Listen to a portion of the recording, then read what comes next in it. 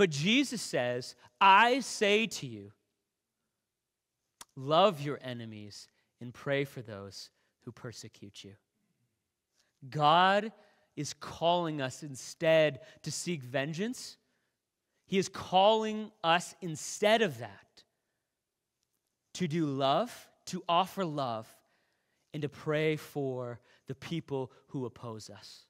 Now, this is a radical change of heart, and this, I think, is part of the reason why Jesus gives out all of these kingdom characters in the Beatitude. Blessed are the poor in spirit. Blessed are the merciful. Blessed are the pure in heart, because he's trying to get us to this place that even when we are persecuted, we can say, Father God, help my heart to be pure.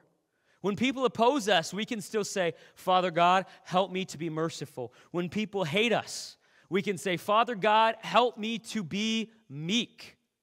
And that takes a radical change of heart. There are so many times that I have been convicted in the midst of opposition and difficulty where God has asked me about your heart. Where is your heart at?